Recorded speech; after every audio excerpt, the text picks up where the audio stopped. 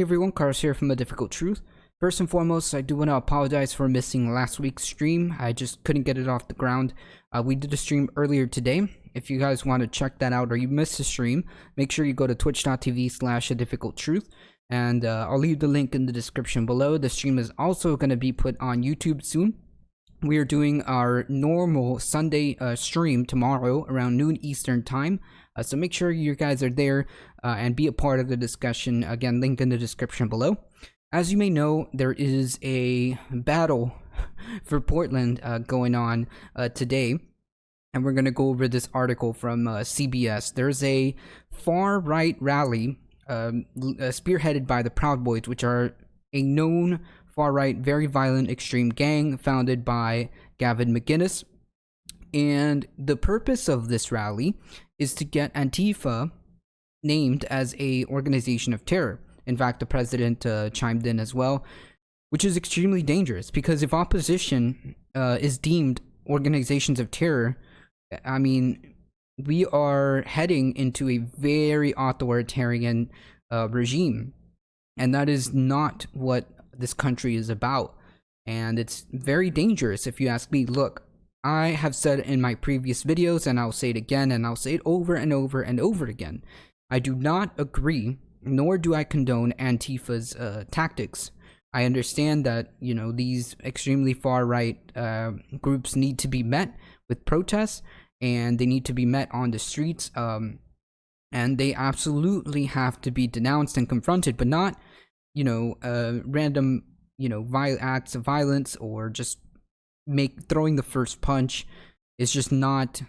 I mean, if it was up to me, I'd avoid violence altogether. But they have to be the ones named as a violent group. They have to be constantly shown that they are the only ones that are being violent, because it just gives the right a scapegoat. And unfortunately, they're very good at playing the victim card. I've said this over and over, so I'm not going to repeat myself in that. But it is important that we pay attention to this, because this is very dangerous. And again, this is the president being very authoritarian, and this country is heading down a very dangerous path if not stopped. A rally of far-right groups was met by a large counter-demonstration in Portland, Oregon on Saturday, which is today. Fears that the showdown would turn violent prompted some downtown businesses to close and led to a massive police presence. At least 4 people were arrested, according to Lieutenant Tina Jones of the Portland Police Bureau.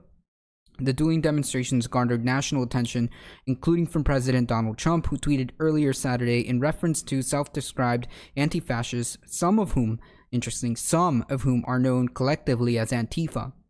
Major consideration is being given to naming Antifa an organization of terror. Portland is being watched very closely. Hopefully, the mayor will be able to properly do his job. So, Antifa is an organization of terror, but not these Proud Boys, who are an extremely violent far-right group. Not the, you know, other extremely far-right people who have killed before. No, those guys are not to be deemed an organization of terror. Antifa, as you know, perceived as violently perceived, is to be named because, of course, they're on the far left. Portland police tweeted about 30 minutes after the protest started at 11 a.m. The officers were there to protect people's right to speak freely. PBB and our partners are here to protect everyone's safety while facilitating everyone's First Amendment to gather and speak. It is the foundation of our democracy and critical to Portland's identity, police tweeted. Interestingly enough, the president wants to name only one side as a organization of terror. This is extremely dangerous, and I'm gonna say that again. I mean, how can you name the opposition an organization of terror if you don't want to be a wannabe dictator? Officers worked to keep the opposing groups apart, and nearly an hour after the demonstration began, police said they had seized weapons from participants, including bear spray, shields, and poles. Like the medieval times, I guess.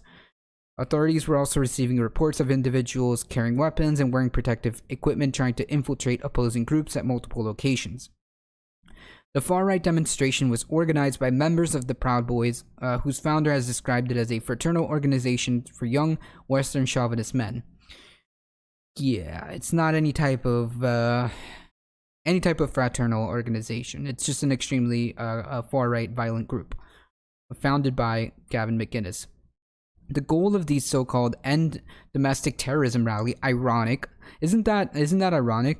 They said was to get Antifa declared as a domestic terrorist organization, but not themselves, not the Proud Boys, who have been caught doing extremely violent things like beating up people and holding these rallies on purpose to try to, obviously get a response.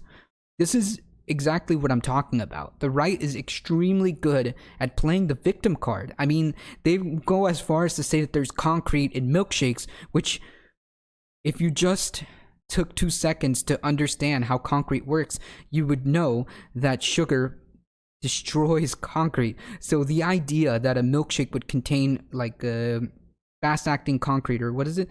Fast-hardening concrete, is absurd. And this is the kind of stuff that spreads and gets attention, unfortunately. This is nonsense and BS.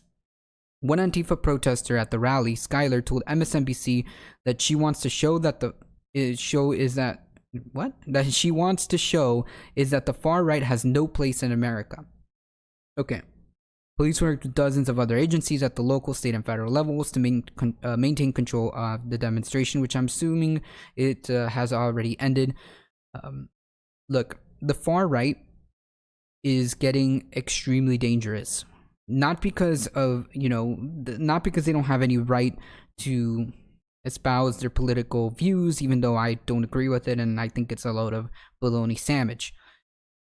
It's because they are being painted as the victims, and they are the ones that are supposedly under attack, and when the reality and what the FBI has been saying is that the number of political violence, the far right is overwhelmingly responsible.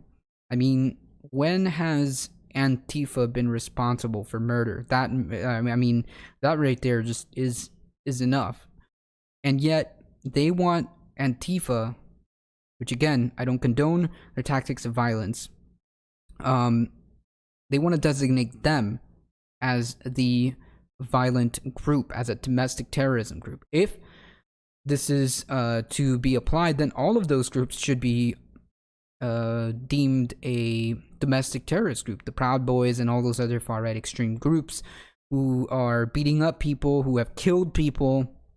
I mean, that seems pretty violent to me, and they're definitely domestic groups. So that sounds like to me that they're the ones that should be deemed a domestic terrorist group as well, if we're going to play this game. Anyway guys, if you enjoyed the video, don't forget to like, comment, share, and subscribe, and ring the little bell so that you get notifications when our videos go live for you.